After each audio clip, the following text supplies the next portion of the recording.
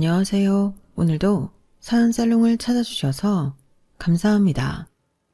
저는 이혼하고 너무 행복한 인생을 살고 있는 40대 초반 전문직 여성입니다.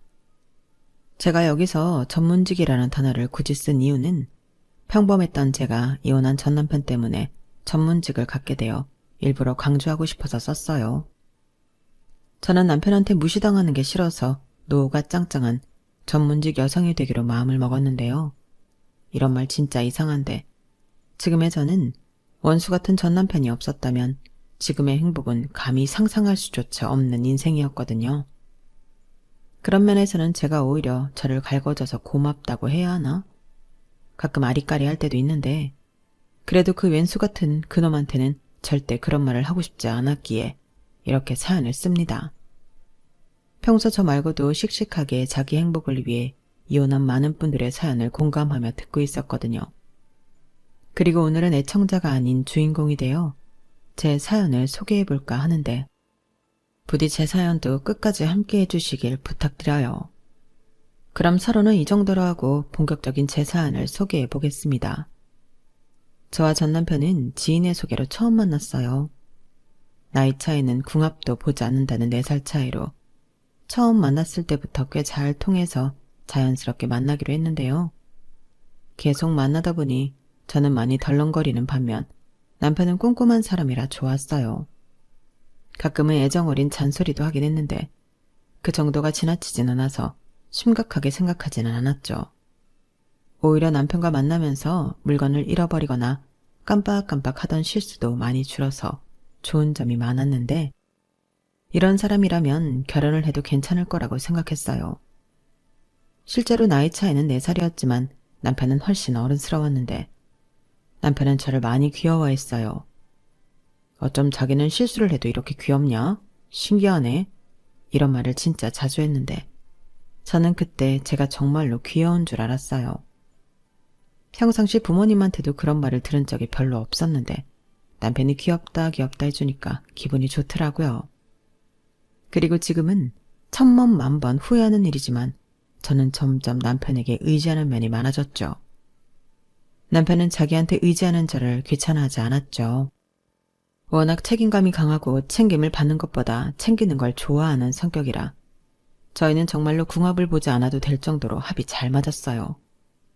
그러니 연애하는 3년 반 동안도 싸우거나 꽁한 일은 손에 꼽을 만큼 적었는데 둘 다 홍기가 찬 나이였기 때문에 자연스럽게 결혼을 하게 되었어요.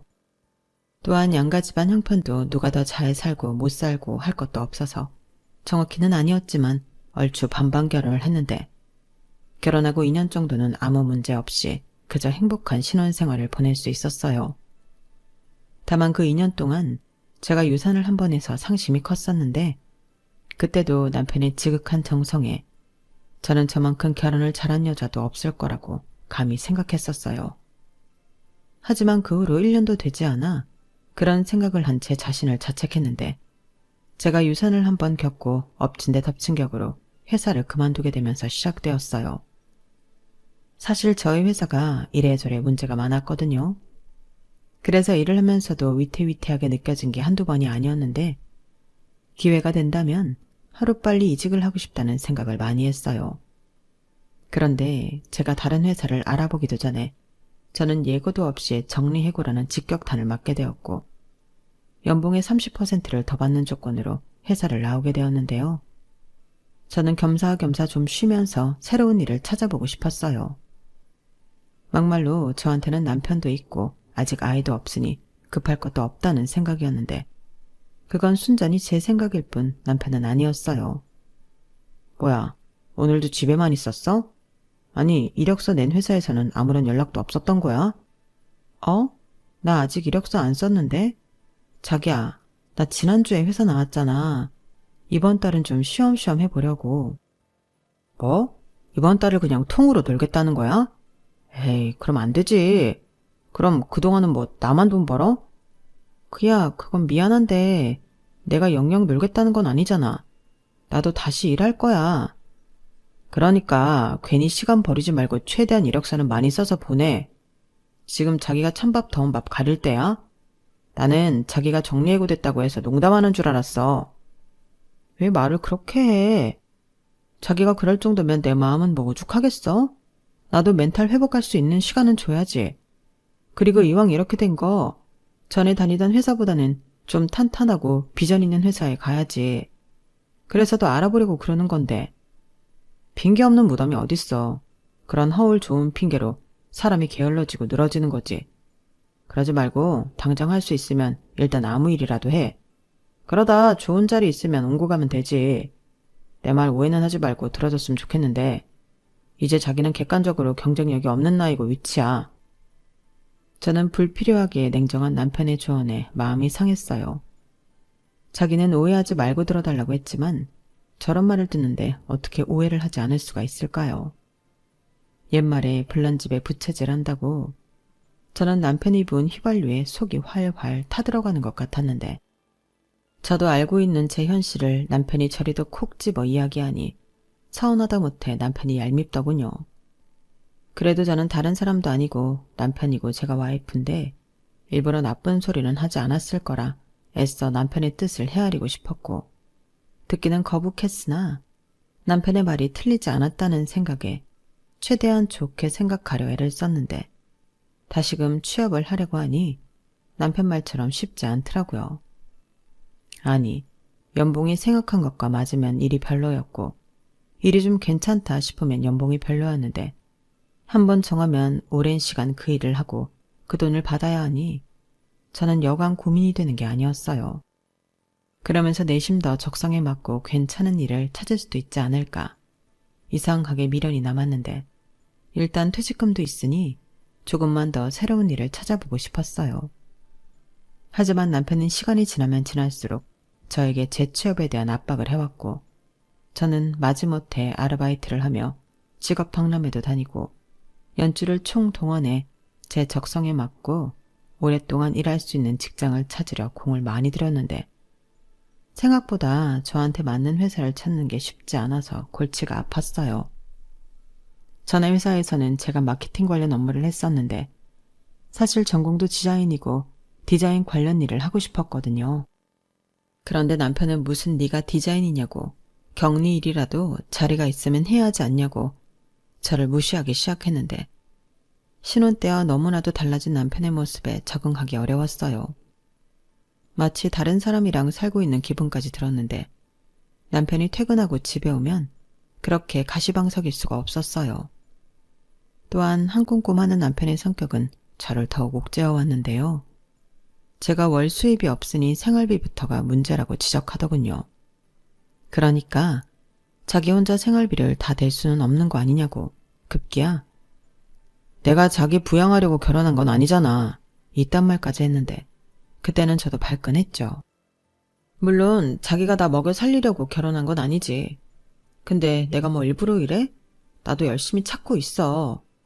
열심히 찾고 있는 게 아니라 열심히 재고 있는 거겠지. 어차피 거기서 거기일 텐데 뭘 그렇게 따지는 거야? 그냥 집이랑 가까운 회사 다녀. 뭐라고? 지금 그걸 말이라고 하는 거야? 솔직히 자기가 뭐 월 1,000만 원 버는 사람 아니잖아. 고작 해야 200만 원, 300만 원인데 뭘 더 따지는 건데. 자기가 이러고 있는 시간에 까먹을 돈을 생각해야지. 자기 퇴직금 그거 이렇게 하면 금방 바닥나. 나도 알아. 그래서 최대한 아끼려고 하고 있어. 근데 자기가 걸핏하면 생활비 타령하면서 사람을 못 살게 굴고 있잖아. 내가 뭐 얼마나 놀았다고 이래? 나 이제 고작 한 달 쉬었거든. 한 달이면 30일이야. 어떻게 사람이 30일을 노냐? 그리고 그 30일 동안 나만 일해서 돈 벌었잖아. 우리 결혼할 때 약속한 거 잊었어? 결혼도 반반, 결혼 후에도 반반, 각자 집에 효도는 셀프. 그렇게 하기로 했잖아. 근데 이게 반반이야? 나 혼자 독박이지?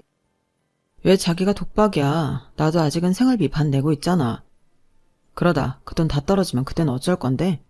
나는 불안해서 그런 점이 싫다고. 남편은 마치 제가 한 달이 아니라 1년을 쉰 사람처럼 저를 달달 볶았어요. 제가 일부러 남편 덕을 보려고 일을 안 하는 것도 아닌데 그때는 너무 억울해서 눈물까지 나더라고요.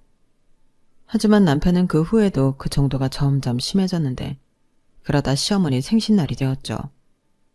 저는 나름 미역국도 끓이고 작은 스카프 선물도 준비하며 제 딴에 할 수 있는 성의를 보이려 했어요. 그리고 생일 당일 남편은 저와 상의도 없이 거금 100만 원을 턱 하고 시어머니에게 드렸는데, 같이 사는 부부지만 저는 남편이 그 정도의 거금을 준비했을 거라고 생각도 하지 못했거든요. 그러니 깜짝 놀랄 수밖에 없었어요. 그 이후 제가 실직한 가운데 남편이 시댁에 매달 50만 원씩 용돈을 보낸다는 사실을 알게 되었는데, 남편이 그러더군요.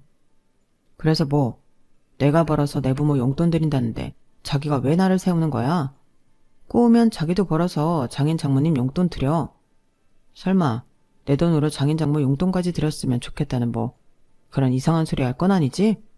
이렇게 말하는데, 저는 맹세코 남편이 시댁에 용돈을 들여서 화가 났던 건 아니었어요. 더욱이 남편 말처럼 남편 돈으로 친정에 효도할 생각도 없었는데요. 다만 저한테는 그렇게 돈돈돈거리며 야박하게 사람을 잡더니 자기 혼자서는 저리 효자노릇을 하고 있었구나, 그런 게 서운했어요. 그러니까 돈이 없어서 저한테 빨리 취직을 하라고 쪼는 것도 아니라는 거잖아요. 그냥 제가 자기 눈에는 일하기 싫고 자기 돈으로 놀고 먹고 싶어서 일을 적극적으로 구하지 않는다고 생각하는 게 열받더군요. 그리고 그즈음 했던 고민은 정년이 없는 제가 마음만 먹으면 평생 할 수 있는 직업을 갖고 싶었는데, 그러다 공인중개사만한 직업이 없다는 생각을 하게 되었어요. 그래서 그 이후부터는 공부에 매진했는데, 남편이 제가 공부하는 문제집을 슬쩍 보더니 비웃기 시작했어요. 이젠 작전을 바꾼 거야? 공부한다고 하면 뭐 내가 우리 와이프 공부하는구나 이러면서 봐줄까 봐서? 야, 공인중개사 시험이 뭐 쉬운 줄 알아? 거의 변호사 되는 거랑 다름이 없대. 그런 시험을 자기가 본다고? 될 것 같아? 이렇게 저를 아주 깔봤는데, 저놈이 제가 그렇게 좋아하고 사랑했던 남자가 맞나? 치가 떨렸어요. 사람을 개무시해도 유분수지 어떻게 저렇게 저를 조롱할 수가 있냐고요.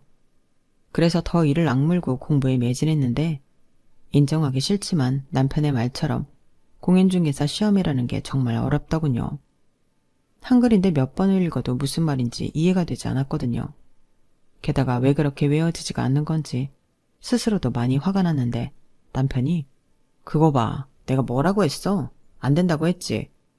그동안 시간만 쓰고 돈질하랬네. 이렇게 또 저에게 비아냥거릴 게 훤히 보여서 심적으로 더 힘들었어요. 하지만 사람의 의지가 아무리 강해도 공부는 분명 한계가 있었는데, 그러다 우연히 친구의 제안으로 1박 2일 여행을 다녀오게 되었어요. 친구도 사정이 있어 회사를 휴직하게 되었는데, 바람 좀 쐬고 오자고 저더러 같이 가자 하더라고요. 그래서 이참에 저도 콧바람이라도 좀 쐬고 오면 좋지 않을까 생각해 친구 차에 얻어 타게 되었는데요. 그때 묵었던 숙소가 에어비앤비라는 거였어요. 보통 여행을 가면 호텔이나 펜션, 그것도 아니면 모텔을 가곤 하는데, 일반 가정집을 숙소로 쓰다니 신기한 체험이었죠. 그리고 친구는 요즘 이런 숙소 엄청 많아. 임대해서 집주인 허락받고 숙박업 신고만 하면 영업할 수 있다고 하더라. 그래서 나도 작은 거 하나 해볼까 어쩔까 고민 중인데 괜찮지? 라고 자기 계획을 얘기하는데, 저야말로 그 말에 솔깃했어요. 회사를 그만두고 집에 있으면서 청소하고 집 꾸미는 게 나름 재밌다고 생각했었거든요. 물론 남편과 사이가 나빠지면서 더 이상 집 꾸미는 그런 짓은 안 하게 되었지만, 친구 말처럼 제 손으로 직접 이런 공간을 만들어 보고 싶었어요. 더욱이 가지고 있는 퇴직금을 다 까먹으면 그 이후로는 앞이 깜깜했었는데, 못 먹어도 고라는 심정으로 저는 무조건 하고 싶다는 생각을 하게 되었어요. 그러면서 일단 돈에 맞춰 싼 월세방 하나를 계약해서 수리를 하게 되었는데, 남편에게는 비밀로 했어요. 당연하죠. 또 어떤 트집을 잡고 사람을 비참하게 만들지 안 봐도 비디오인데, 저는 망해도 저 혼자 몰래 망할 생각이었죠. 그렇게 저는 첫 에어비앤비 숙소가 마련되었고, 저는 호스트 등록을 본격적인 임대 사업을 하게 되었는데요. 첫 예약이 들어오던 날 얼마나 두근두근 했는지 모릅니다. 제가 예쁘게 꾸민 그 공간을 이용하는 손님도 좋아해 주시길 정말 간절히 바랐어요. 소품 하나하나 신경을 썼고, 집에 들어왔을 때 첫 인상이라고 할 수 있는 좋은 향을 위해서 호텔에 들어간다는 비싼 디퓨저도 가져다 놨는데, 다행히 첫 손님이 리브는 너무 감동이었어요. 서울 한복판에 저렴하지만 안락하고 편안한 공간을 만들고 싶었던 저의 취지가 잘 반영이 되어 호평이 이어졌는데 그때는 청소도 제가 하는 등 정성을 쏟았죠. 그리고 하나가 잘 되니 또 하나를 하고 싶은 욕심이 생겼는데요. 이번에는 한국을 찾아준 외국인들을 위한 공간을 만들고 싶었어요.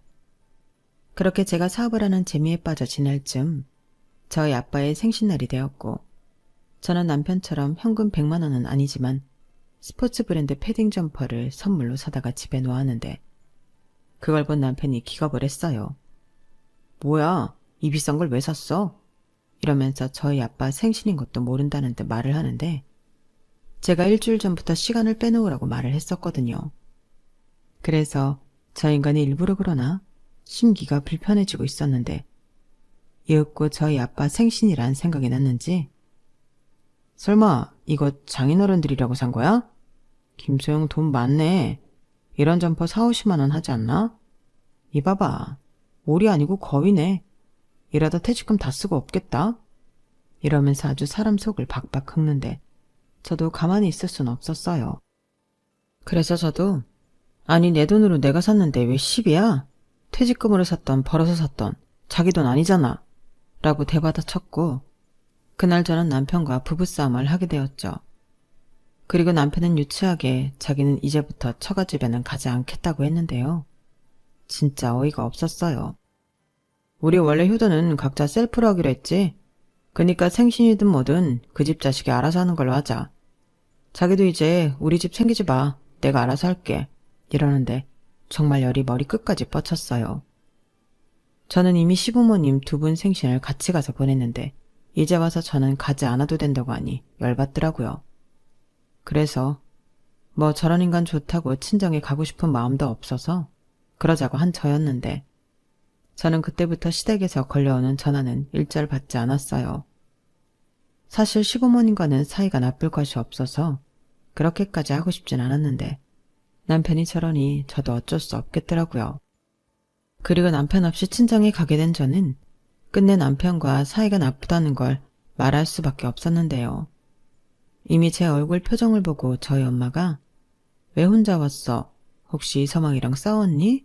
라고 눈치를 채셨고 저도 그때는 답답한 속을 하소연하고 싶어 생일은 아빠한텐 죄송하지만 그간 있었던 일을 모두 이야기하게 되었어요. 그러자 저희 친정 부모님은 물론이고 저보다 먼저 시집간 친정 언니와 형부도 뭐 그런 치사한 놈이 다 있냐고 열변을 토하는데 이래서 내 식구가 편하고 좋다고 하는 건가? 답답했던 속이 좀 풀리는 것 같더라고요. 그리고 그 인간이 앞으로 처가에는 가지 않겠다고 했으니 사위볼기대 따윈 하지 말라고 저도 말 안 할 수가 없었는데 당연히 저희 부모님은 기분이 나쁘셨어요. 하지만 친정 언니는 그래 오지 말라고 해. 누가 지 얼굴 보고 싶대? 그렇게 안 봤는데 사람 진짜 못 쓰겠다. 네가 돈 안 번다고 꼬라지 난 거잖아. 이서방 요즘 차 안 팔린다니? 언제는 잘 나가는 딜러라 돈도 많이 번다고 사람이 그렇게 여유 있는 척을 하더니 그거 다 뻥이었어? 무슨 남편이 그래? 야, 안 봐서 더 좋다? 이렇게 말하며 오히려 저희 남편이 친정에 오지 않는 게 더 좋다고 큰소리를 쳤어요. 그렇게 저는 친정에 부부 사이가 나쁘다고 커밍아웃을 해버렸고 집에 돌아오는 발걸음이 왜인지 가벼웠는데 남편은 저 보란듯이 치킨에 맥주까지 마시고 거실에서 널브러져 자고 있더군요. 그 모습을 보는데 어찌나 얄밉고 정남이가 뚝 떨어지던지 저는 기필코 돈을 많이 벌어서 남편 코를 납작하게 해주고 싶었어요. 그리하여 임대사업에 더 박차를 가하고 싶었고 여차하면 내가 쓸 수 있다는 마음으로 다음 집을 계약했는데요. 저는 단순히 임대수만 늘리지 않았어요. 돈 가지고 하는 일이다 보니 공부도 엄청 하고 강의도 많이 찾아봤는데 그렇게 집을 많이 보러 다니니 보는 눈도 생기더라고요. 거기다 매일 부동산 시장을 눈여겨봐서인지 전에는 그렇게 외워지지도 않고 무슨 말인지 도통 몰랐던 용어들이 익숙해지고 이해도 잘 됐는데 그래서 밤 포기 상태였던 공인중개사 시험 공부를 다시 시작했어요. 그러니 저는 임대사업도 하고 공부도 하며 매일 알차고 바쁘게 보냈는데 돈은 생각보다 안정적으로 잘 벌고 있었어요. 임대업이라는 게 주말이나 성수기 같은 시즌이 있다 보니 너무 괜찮더라고요. 거기에 저는 청소 인력도 쓰지 않고 제가 직접 하고 있으니 더욱 제 앞에 떨어지는 수익이 좋을 수밖에 없었는데 남편은 그런 저를 취업도 하지 않으면서 밖에 나가 놀기 바쁜 한심한 사람으로 봤죠. 또 나갔다 왔어? 요즘 뭐 한다고 그렇게 싸돌아다니는 거야? 다 몰래 바람이라도 피우냐? 아니면 뭐 알바라도 해? 하루는 취직은 안 하고 왜 그렇게 쏘다녀? 남이사, 내가 내 발로 나가는데 자기한테 허락까지 받아야 해? 우리 서로 신경 안 쓰고 살기로 한 거 아니었나? 그게 무슨 소리야. 우리가 부부인데 서로 신경을 어떻게 안 쓰냐? 그리고 자기도 잘 생각해봐. 지금 통장에 얼마 있는지 모르지만 그거 바닥나는 거 순간이야. 그럼 자기가 누구를 의지하고 살 건데. 그러지 말고 내가 생각을 곰곰이 해봤는데 지금 당장 일하기 싫으면 애라도 낳자. 애 키우고 집에 있는 거면 내가 생활비는 전적으로 다 부담할게. 자기가 집에서 살림하고 애 보는 거니까 인건비 굳는다고 생각하면 또이또이지. 어때? 어떻긴 뭐가 어때? 내가 왜 자기 뜻대로 애를 낳아야 하는 건데.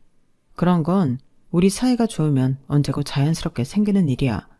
근데 지금 우리가 그럴 정도로 사이가 좋나? 아니잖아. 괜한 헛소리 그만하고 지내던 대로 지내. 그래서 뭐 자기는 애도 안 낳고 계속 이렇게 산다고? 김소영, 진짜 왜 그래? 원래 이런 사람이었어? 솔직히 말해봐. 나랑 결혼한 거 취집한 거였냐?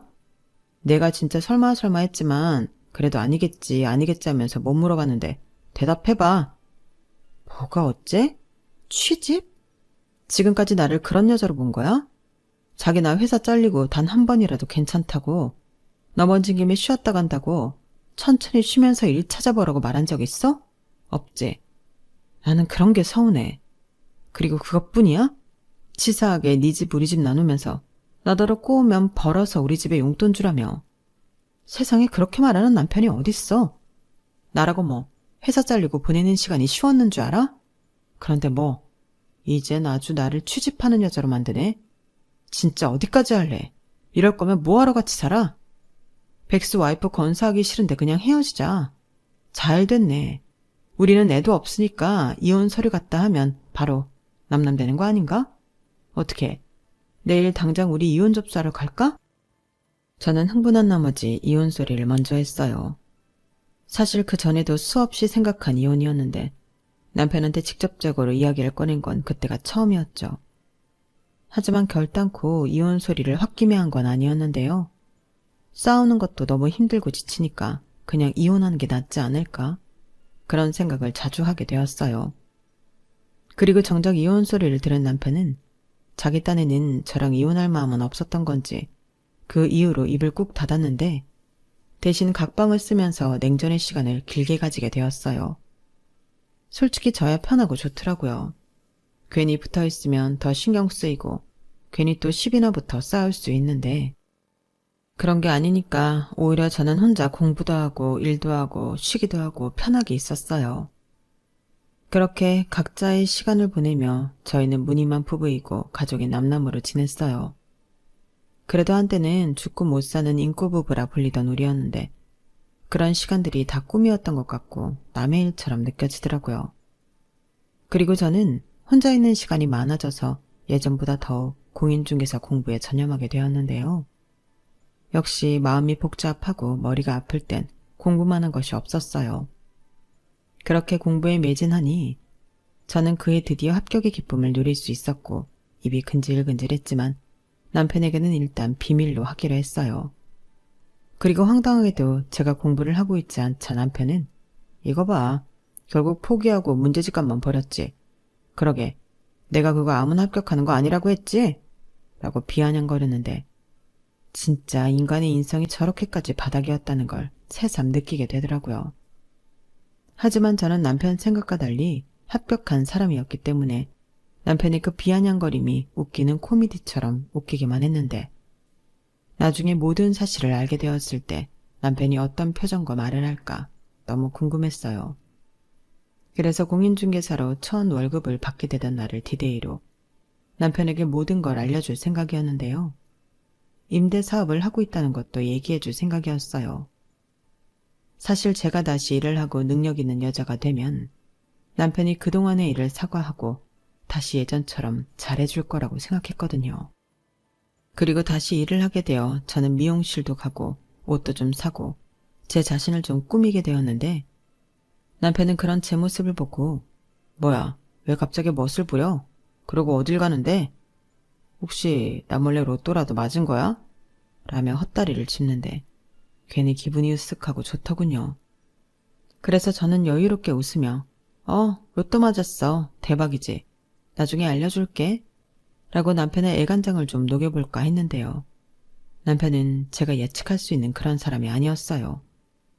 남편은 정말로 제가 로또에 당첨되었다고 생각하고 그걸 알아내려 했는데 친정에 가서 물어봤다 하더군요. 당연히 친정 부모님은 제가 직장 잃고 남편한테 서러움을 잔뜩 당한 걸 알고 있었기 때문에 곧장 제가 임대사업도 하고 공인중개사 시험도 합격해서 부동산 일도 하고 있다는 걸 남편에게 알려주셨는데 거기까지만 하셨어도 괜찮았을 것을 저희 엄마가 그리고 우리 딸이 얼마나 능력이 좋은지 우리한테 월마다 100만 원씩 주고 있어. 자네가 그랬다며? 자네가 자네 부모한테 용돈 주는 거 꼬우면 우리 딸도 벌어서 우리 용돈 주라고.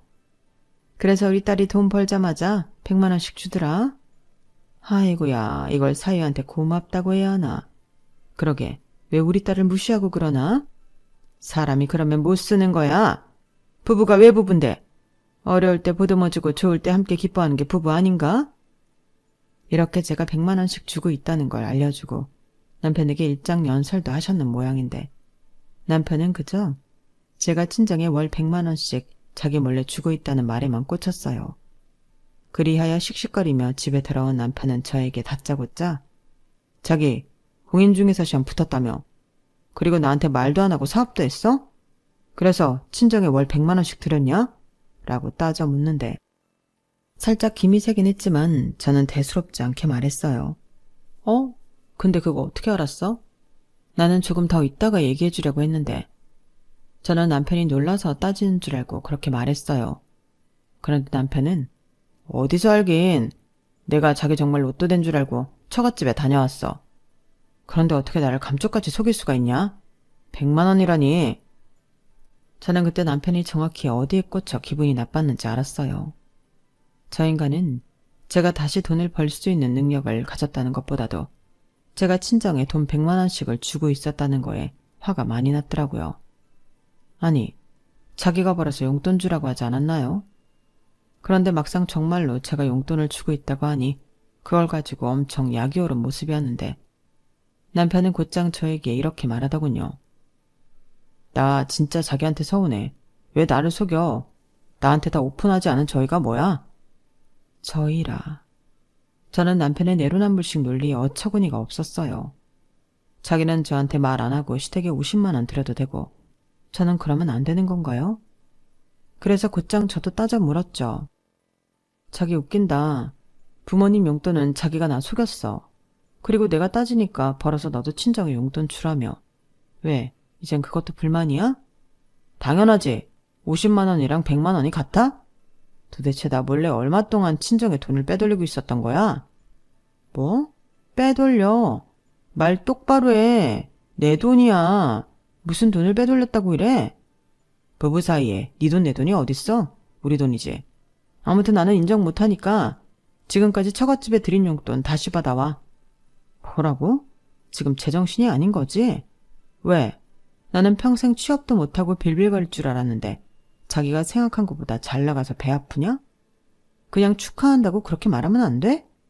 누가 배가 아파? 나 그런 거 아니거든? 아니긴 뭐가 아니야. 지금 누가 봐도 딱 꼬라지가 그건데. 나 좋은 말 할 때 여기서 그만 긁어라. 왜? 이젠 돈도 잘 벌겠다. 정말 이혼이라도 하자는 거야? 이래서 여자가 무섭다는 거야. 그렇게 돈 못 벌고 빌빌거릴 때는 아무 소리 못 하더니 조금 돈 좀 만졌다고 저렇게 태도를 바꾸잖아. 네가 잘 벌면 뭐 얼마나 잘 벌 건데? 월 1,000만 원 버냐? 나는 벌어. 저는 유치해진 남편의 말에 헛웃음만 나왔어요. 네, 남편이 외제차 딜러여서 잘 나갈 때는 1,000만 원도 번 적이 있었어요. 하지만 저는 그 돈 만져보지도 못했고 지금은 또 사장이 달라진 걸로 아는데 남편은 곧 죽어도 자기가 잘 벌었을 때만 기억하고 사람을 무시하려고 했어요. 그래서 배 아파 죽으려고 하는 남편의 모습이 더 없어 보였는데 뭐라고 더 쏴붙여줄까 하다가 저는 제 입까지 더러워지는 게 싫어 그냥 말을 말았어요. 그러자 그 남편이 왜 말을 하다 마냐며 이번에는 자기를 무시하는 거냐고 방방 뛰는데 그땐 저도 모르게 진짜 추잡하다 이런 말이 나오고 말았어요. 그냥 마음의 소리가 저도 모르게 툭 제 입 밖으로 튀어나온 거죠. 그러자 그 말이 충격적이었던 건지 남편은 아무 말도 하지 않고 대신 얼굴만 붉혔어요. 열받아서 그런 건지 아니면 지가 생각해도 그 순간 자기 스스로가 추잡해서 창피함을 느낀 건지 알 수는 없지만 남편은 그날 이후 유치함의 끝판왕이 되었는데요. 결혼하고 자기가 번 돈이 많은지 제가 번 돈이 많은지 따져보자고 사람을 들들 볶았어요. 이걸 따져봐야 우리가 앞으로 더욱 평등하게 살 수 있는 거야. 이딴 멍멍이 논리까지 펼치며 사람을 피곤하게 만드는데 저는 이 주접을 받아줄 수가 없었어요. 적어도 남편이 제 수입을 몰랐을 때는 관계 회복이라는 게 가능할 거라는 희망이라도 있었는데 그때는 그런 것도 없었거든요. 그래서 이대로는 같이 살기 어렵다고 헤어지자고 말했고 남편은 그럴 줄 알았다면서 더욱 저를 돈 조금 버니까 남편까지 버리는 이상한 여자로 만들었는데 그러면서 한다는 말이 그래 이혼해. 근데 이거 하나는 분명히 하자. 우리 결혼이 깨진 이유는 전적으로 자기 책임이니까 이 집에서 나가. 자기 회사 잘리고 내가 혼자 대출금 낸 것도 있고 너는 여기 있을 자격이 없지. 그러니까 몸만 나가. 라며 저더러 모든 책임을 지고 제 몸만 나가라고 등을 떠미는데 저는 알겠다고 아무런 미련 없이 그 집을 나왔어요. 일단 전세 계약자가 남편인 것도 맞고 그 전세 얻는다고 남편이 전세자금 대출받아 제가 수입이 없을 때 혼자 부담한 것도 맞으니 거기서 버티며 치사한 싸움을 하기보단 나가고 싶었는데요. 사실 저는 믿는 구석이 있었어요. 법이라는 게 우긴다고 되는 건 아니잖아요. 제가 실직했어도 남편과 똑같이 생활비를 냈고 집안일도 제가 혼자서 다 했는데 그 집에 정말로 제 지분이 없다고는 생각하지 않았어요. 그래서 어차피 이혼하면 법적으로 다 따지고 분할할 건데 남편과 쓸데없이 감정 소비를 하고 싶지 않더라고요. 그리고 더욱이 저는 임대사업을 하고 있었기 때문에 갈 곳이 있었는데요. 마침 예약이 없는 숙소가 있어서 거기서 당분간 지내기로 했어요. 그러면서 최대한 빨리 이혼을 하기 위해 움직였는데 막상 이혼하러 법원에 가자고 제가 연락을 하니 남편은 펄쩍 뛰며 뭐야 정말로 나랑 헤어지겠다는 거야? 이렇게 딴소리를 했는데 그때는 화가 머리 끝까지 오르더라고요. 내가 지금 장난치는 걸로 보여? 그래서 뭐 이혼하러 가겠다는 거야 말겠다는 거야? 왜 화를 내? 자기가 잘못했다고 빌고 다시는 안 그런다고 하면 나야 당연히 이혼 안 하지. 그런 의미로 일단 장인 장모님한테 드린 돈부터 회수해와. 그럼 내가 예전처럼 잘해줄게. 지랄하고 자빠졌네. 내가 미쳤냐? 그리고 나는 무슨 일이 있어도 너랑 이혼할 거야. 내가 이혼할 생각도 없이 그 집을 나왔겠니? 막말로 이젠 나도 능력 있고 이혼 안 할 이유가 없지. 이봐봐. 결국 이젠 공인중개사까지 됐고 자기 사업도 해서 돈 좀 버니까 나 버리는 거네. 너 방금 인정했다. 근데 어쩌지? 나는 이제 너랑 헤어질 이유가 전혀 없는데. 네 돈도 우리 돈인데 내가 왜? 저는 남편의 얄미운 말에 그럼 알겠다고 전화를 끊었어요. 그리고 아시는 분을 통해 이혼 전문 변호사를 소개받아 상담을 진행했는데요. 변호사님은 증거만 충분하다면 이혼하는 데는 아무런 문제가 없다고 말씀하셨어요. 그래서 남편이 저한테 보냈던 문자 한글까지 총동원의 증거를 수집했고 변호사님은 이 정도면 됐다고 자신감을 내비치셨는데 그 말이 왜 그리도 안심이 되던지요. 그래서 저는 하루라도 빨리 남편과 남남이 되고 싶었어요. 그리고 그때부터는 친정에도 모든 사실을 이야기했는데 당연히 친정 부모님은 처음엔 좀 놀라셨어요. 하지만 이내 그래 그런 넌 뭐가 좋다고 참고 사니. 생각 잘했다. 네가 뭐가 아쉬워서. 너 이제 능력 있잖아. 너 하고 싶은 대로 해. 엄마 아빠는 우리 딸 편이야. 라고 제 편을 들어주셨고 저는 가족의 든든한 지원을 받으며 본격적인 이혼 소송을 시작했는데 그때 이런 생각이 들더군요.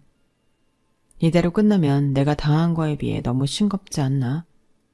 그래서 최종 이혼이 되기 전에 저는 제대로 된 복수를 하고 싶었어요. 그리고 곰곰이 생각한 끝에 한 가지 묘수를 생각했는데요. 저는 월급을 받던 날 평소에는 그런 사치를 부리지 않지만 난생 처음으로 백화점에 가서 명품으로 온몸을 휘감고 남편이 일하는 매장으로 갔어요.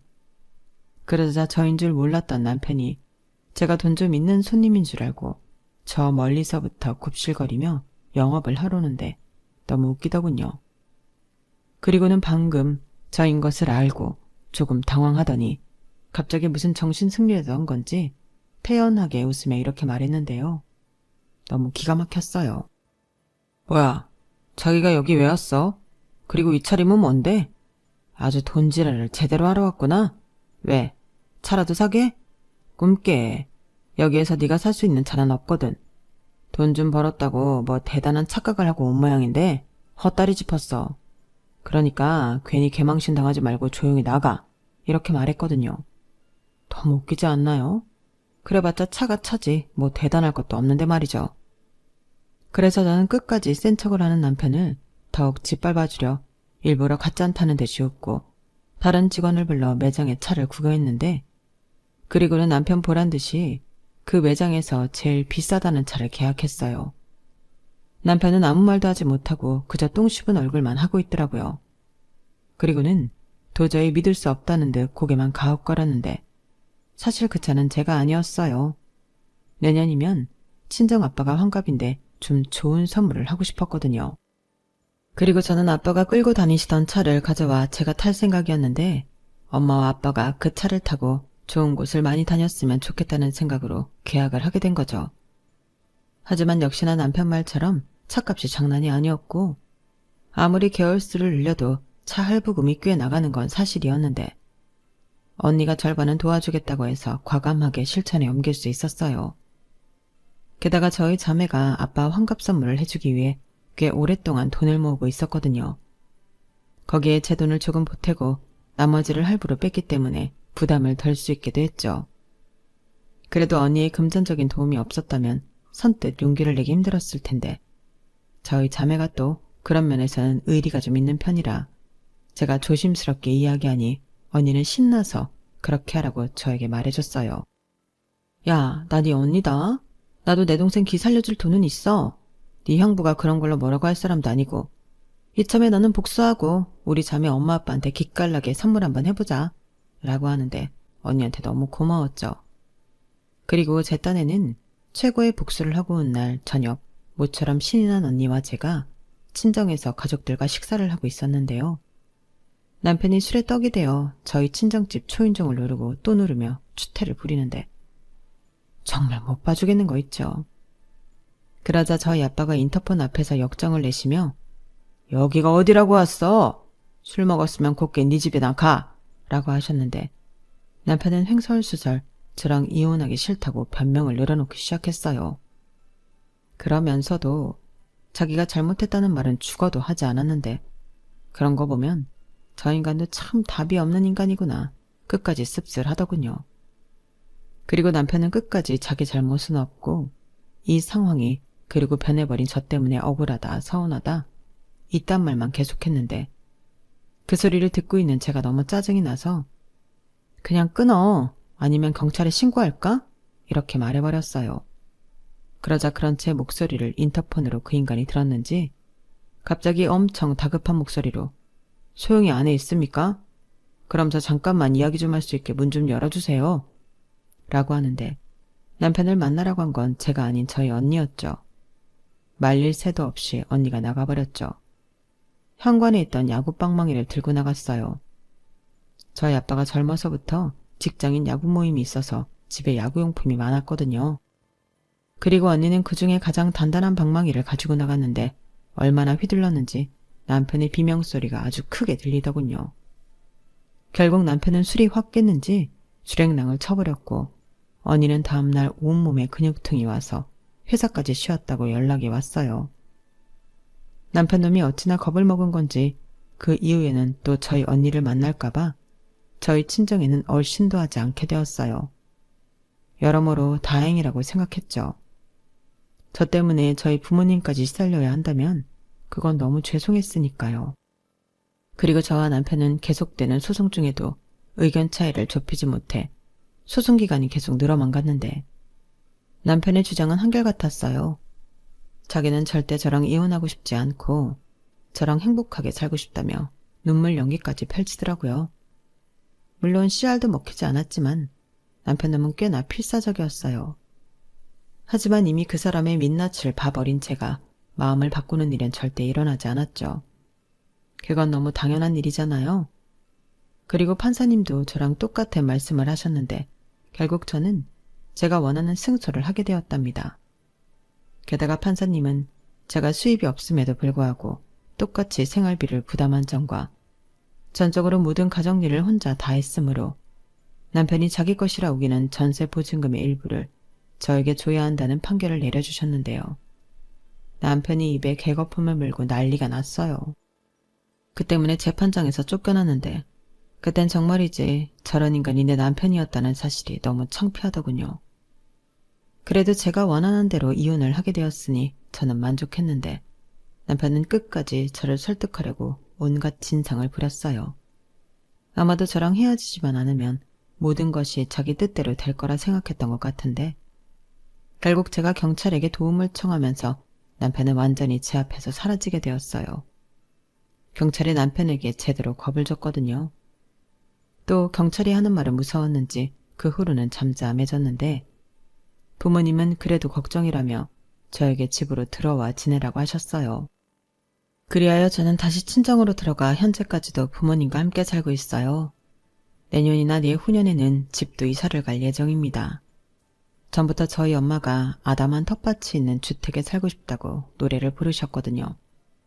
그래서 겸사겸사 2층 주택을 알아보고 있는 중인데요. 함께 살고 있지만 따로 독립된 그런 공간이면 좋겠다는 저의 의견을 반영해서 집을 구할 생각입니다.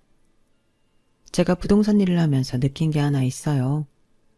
그건 바로 집이라는 건 단순히 주거 공간이 아닌 결국 사람이 어떤 인생을 살게 하느냐에 지대한 영향을 끼친다는 건데요. 저는 제가 앞으로 구할 저희 집에서 저희 부모님이 편안하고 행복한 노후를 만끽하길 바랍니다. 그러려면 지금보다 앞으로 더욱더 열심히 일하고 돈을 벌어야 할 텐데 여러분들이 저 힘내라고 응원 좀 많이 해주세요. 저도 여러분의 성공을 기원하겠습니다. 이상으로 제 사연은 여기까지였어요. 그리고 얼마 전 정말 우연한 기회로 오래된 지인을 만나 헤어진 전남편의 근황을 듣게 되었는데 지금은 차가 아니라 보험을 팔고 있다고 하더군요. 그러게 그럴 때 도움되게 인떡이라도 좀 쌓고 살지. 새삼스레 그 인간이 불쌍하게 느껴지는 요즘이네요. 그래도 뭐 자업자득이니 어쩔 수 없죠. 앞으로 남은 제 인생은 복수보다는 제 행복과 만족을 위해 살아가고 싶은 바람인데 혹시 아나요? 지금은 아니더라도 나중엔 좋은 인연도 만나 다시 예쁜 사랑을 할 수도 있을지요. 부디 그런 좋은 일들이 제 인생에도 찾아와 주길 간절히 소망하며 저는 이만 물러가도록 하겠습니다. 지금까지 제 사연 들어주셔서 대단히 감사드리고요. 여러분들의 앞날에도 건강한 행복이 늘 함께 하시길 바라며 안녕히 계세요. 여러분, 사연 댓글에 응원과 현명한 조언 부탁드려요. 좋아요와 구독은 저에게 큰 힘이 됩니다. 오늘도 좋은 일 가득하세요.